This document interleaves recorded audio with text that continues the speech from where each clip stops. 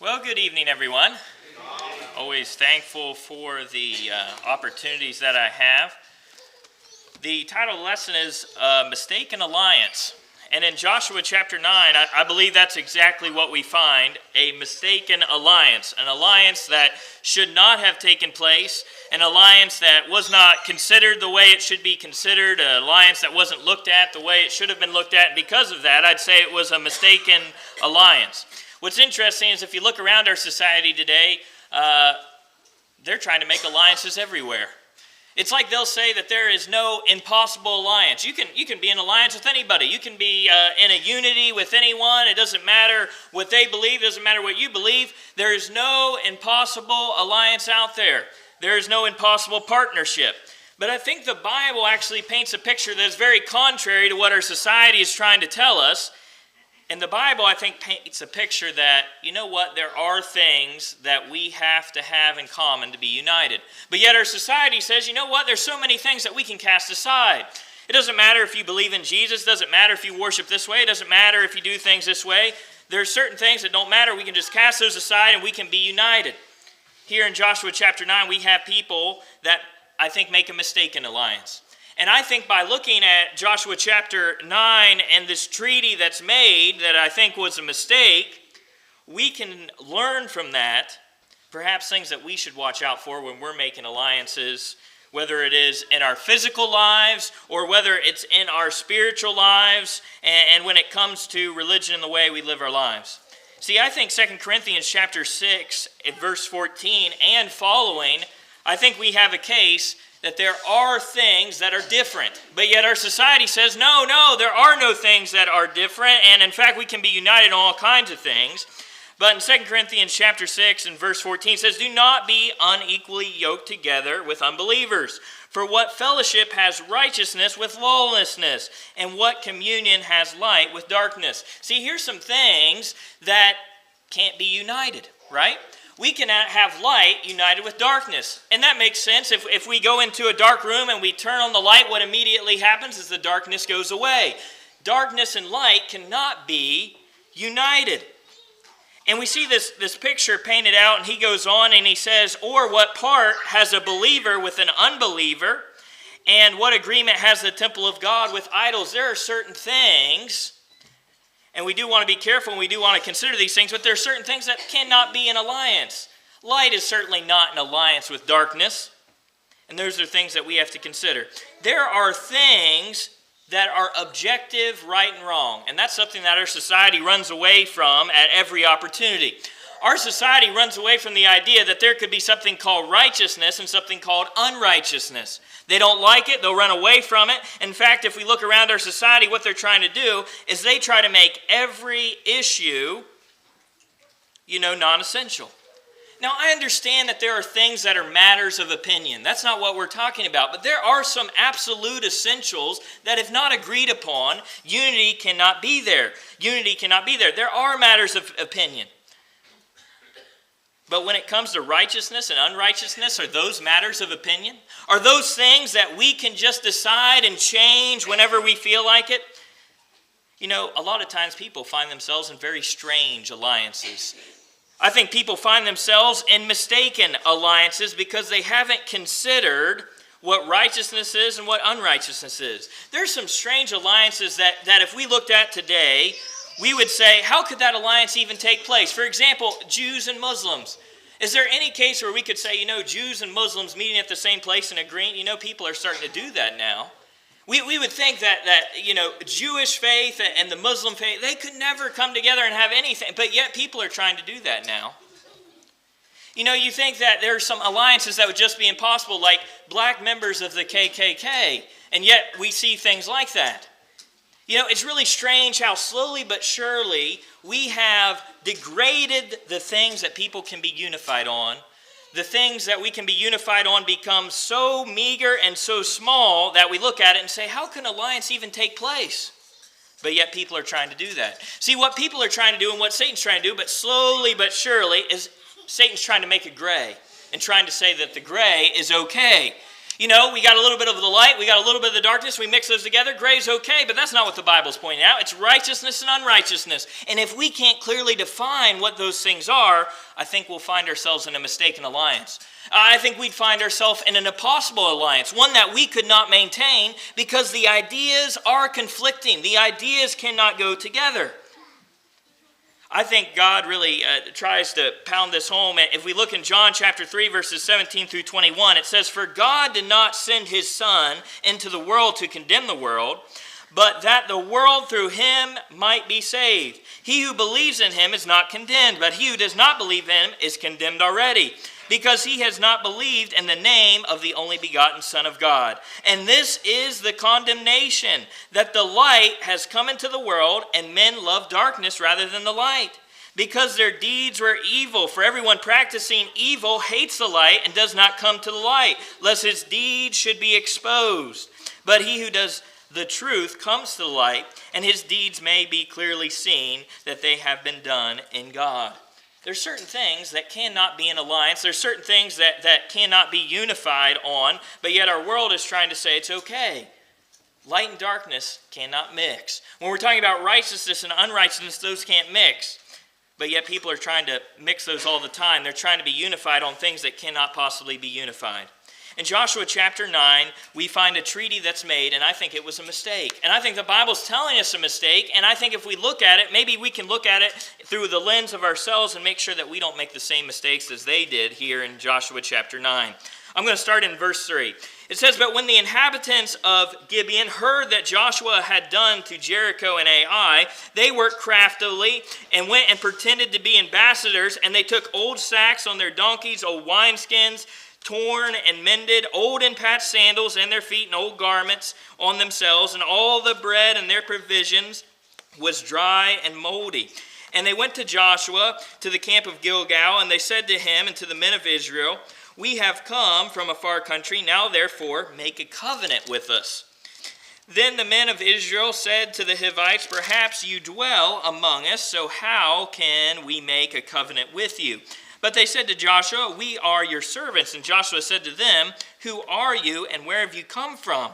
So they said to him, 'From a far country your servants have come because of the name of the Lord your God, for we have heard of his fame and all that he did in Egypt.'" We have Joshua. He's going into the promised land. He's leading his campaign, and actually he's being very successful. He's took Jericho. He's defeated Ai. And then we have the Gibeonites. The Gibeonites are actually in the promised land, and they're seeing what Joshua is doing. He's coming through, and he's just taking city after city, and they're afraid. And they say, "You know what? What if we can get Joshua on our side? He won't attack us. If we can get Joshua on our side, he won't attack us if we can make a treaty." So they come up with a plan, and we see the plan right there is they're going to pretend like they're from a faraway country and say, "Hey, let's make peace. We're from a faraway country. We can have peace." And we see the conversation that Joshua has here, and we think in context, when God told them to go into the promised land, what were they supposed to do? They were supposed to take out everyone. There was no exception. They were supposed to take out everyone in the promised land. And yet we're going to see if they actually accomplish that.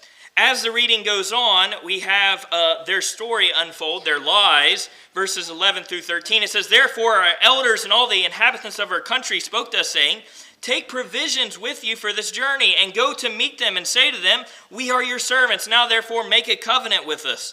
This bread of ours we took hot for our provision from our houses, and on the day we departed to come to you, but now look, it's dry and moldy.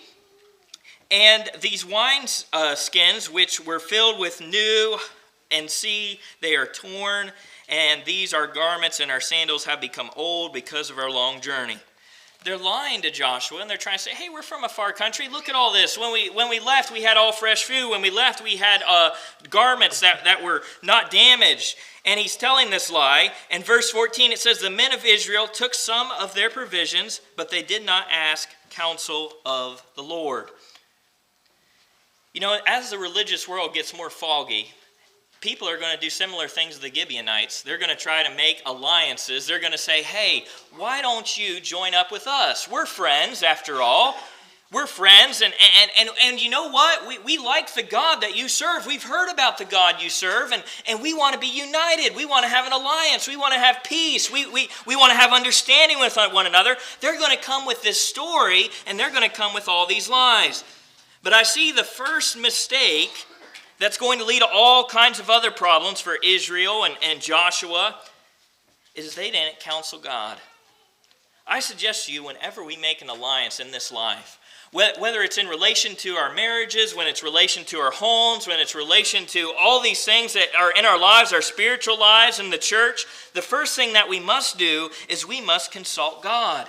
Because what we have here is an impossible alliance, an alliance that will not work. Why will it not work? Because God has said, Joshua, when you go into Israel, you are going to destroy all of the inhabitants of the land. And what has he just done? He's made a treaty with the people that are inhabiting the land. How do you do that? How does the conqueror make a treaty with those that are about to be conquered?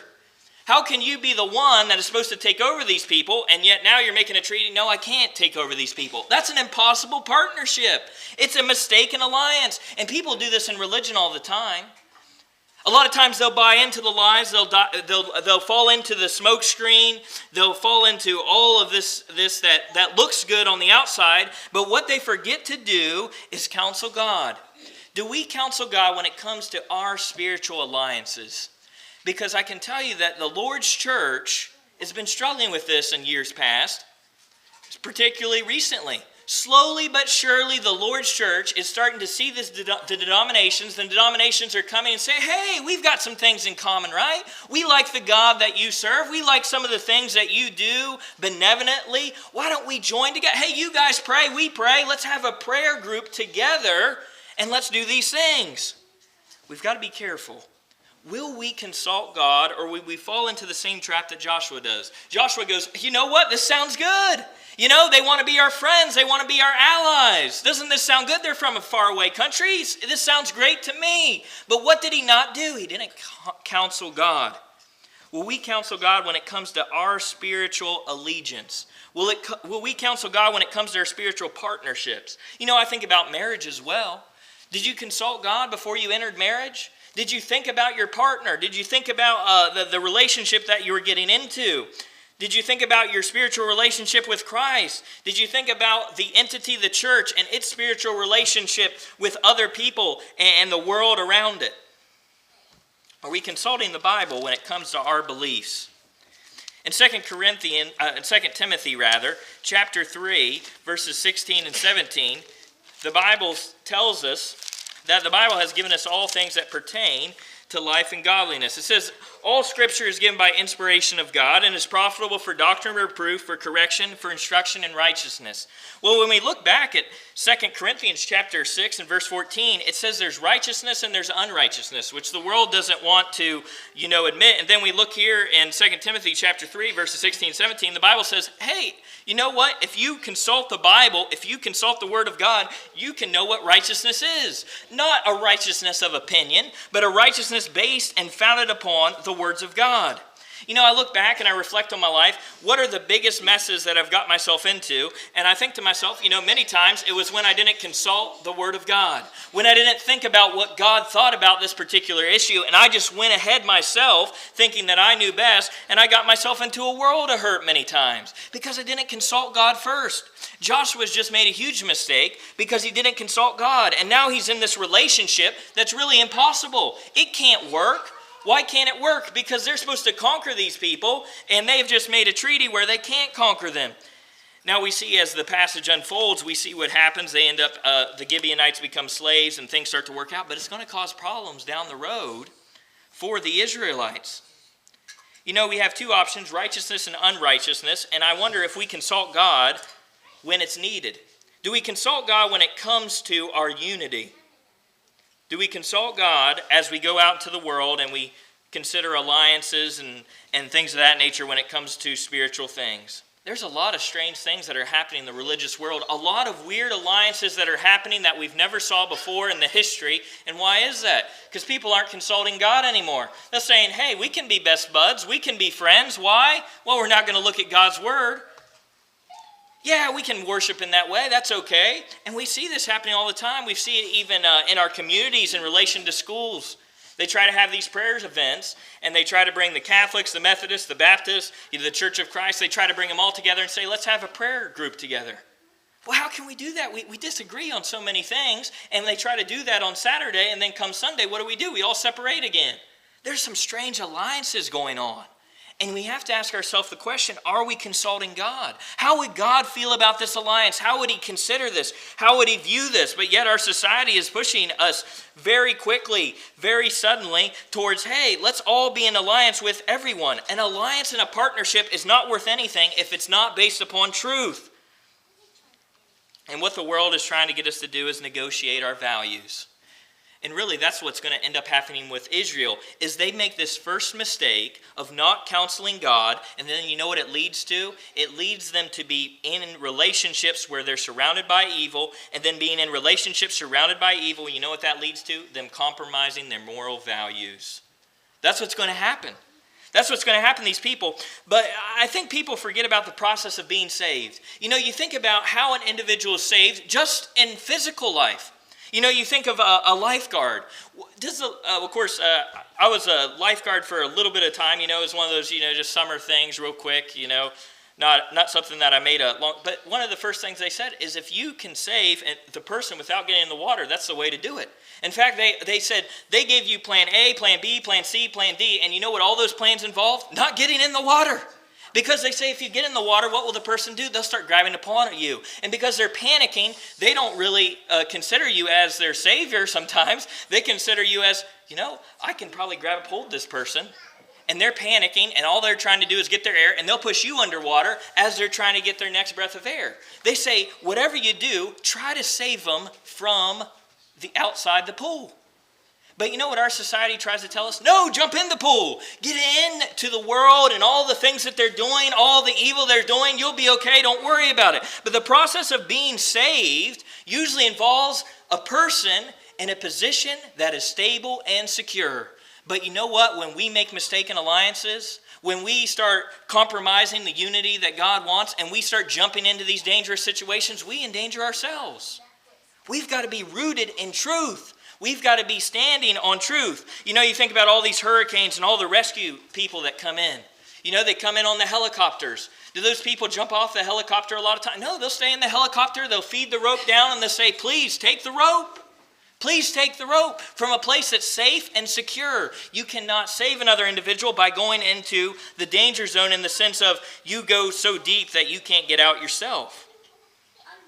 But our world says, don't worry about that. You can make all these alliances that you want. You can make all these partnerships.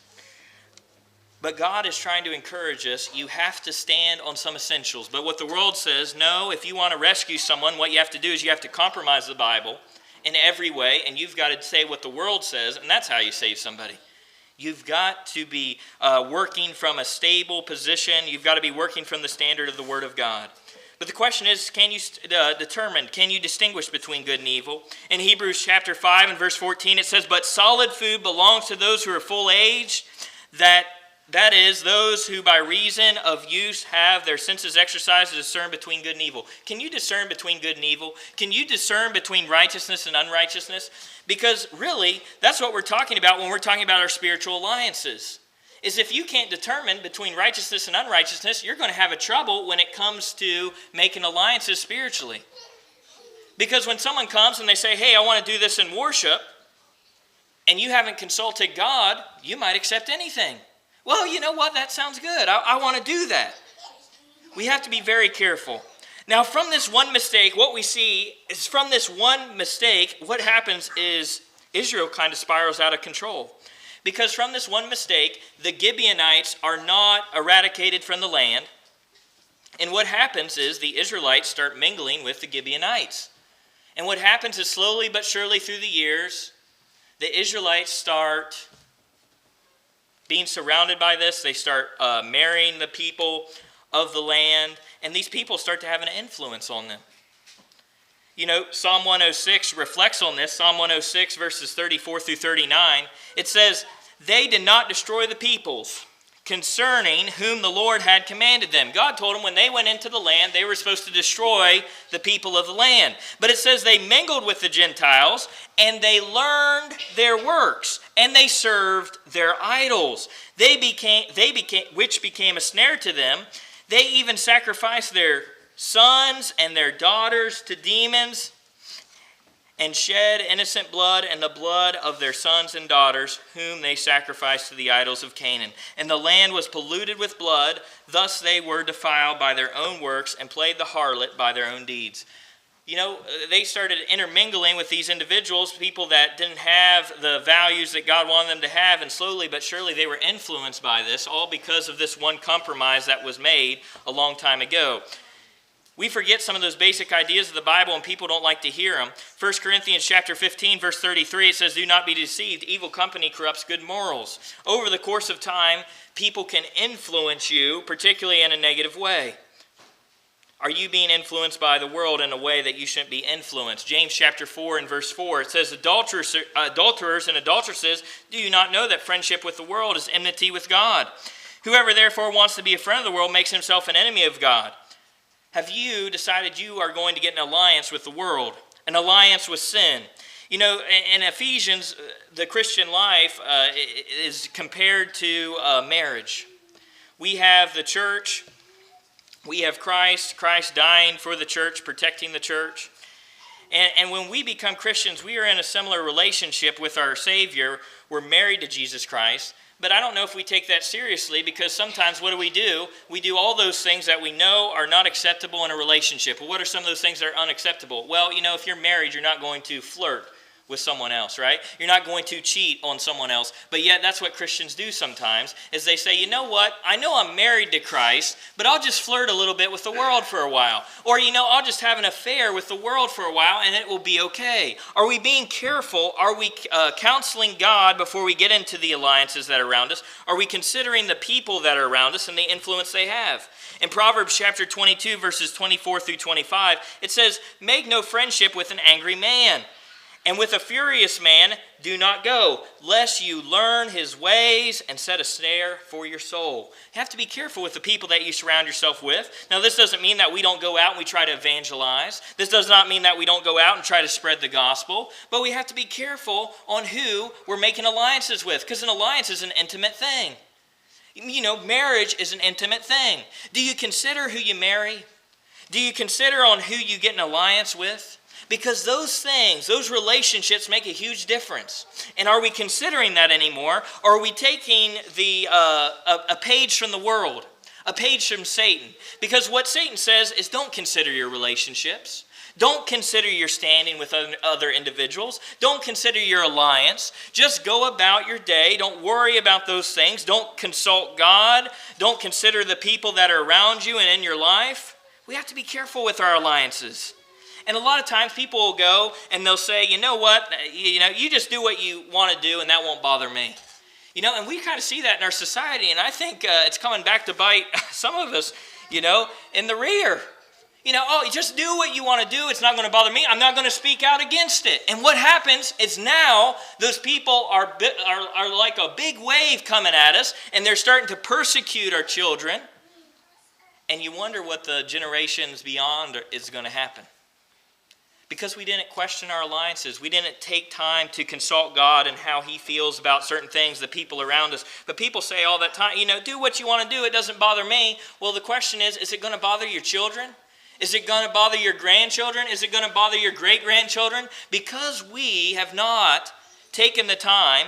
And a lot of times when we don't say anything, it's kind of almost like being in alliance with someone. Have you ever been in a room and they start talking about something and you just don't say anything? It's like giving them approval of what they're saying by sitting there silent. I'm for this issue. And they just go on and they talk about it for 15 minutes and you just sit there totally silent. You don't say anything. Well, what do they think about you? Do you think they think you agree or disagree when you sat silent there for 15 minutes? What I'd say to you is probably more likely than not they think you agree. They think you agree because you sat there and you didn't say anything. Now, I think there's a time and place for everything, and I think we need to be considerate and we need to contemplate our decisions, so on and so forth. But perhaps we've become so passive with this alliance thing, where we're too afraid to say, you know what, I'm not really in alliance with you, and this is the reason I'm not. You know what, I'm going to have to consult God on this. Do we consult God anymore? Do we consider the people that are around us? It's like we don't want any confrontation anymore. We don't want to address the issues that are all around us anymore. And yet when I look throughout the book of Acts, that's not the men and women that I see there. They were people who are willing to say, you know what? You know, like when Paul goes into the temple, he says, you guys are serving the unknown God. But he says, I'm going to tell you the God that I serve. He didn't walk into the temple and say, you know what, I'm just going to walk through this temple silently. I know these people believe this, but I'm not going to say a word. I'm just going to keep on walking. I'm not going to say a thing. That's not what Paul did. That's not what the apostles did. That's not what the followers of Christ did. You know what happens is, at first, it starts with not consulting God. And then you get into a mistaken alliance. And then after you don't consult God, what happens is you start getting surrounded by evil, and that starts to influence you. And then the last thing that happens is you eventually compromise.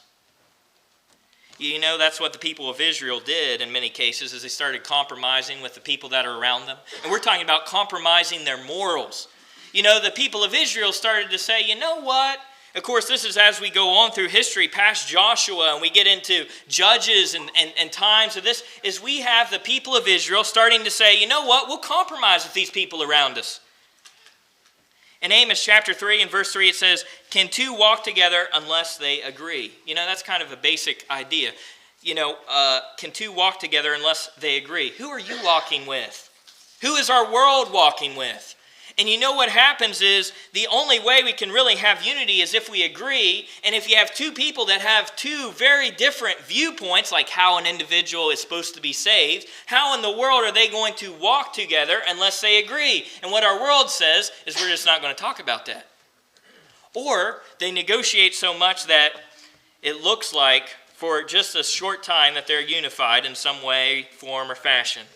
Someone has to give up something if we're going to walk together in unity, and people don't like that anymore.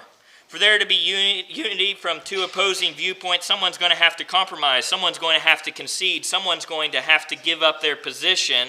And the question is, are Christians, members of the Lord's church, are we giving up the position?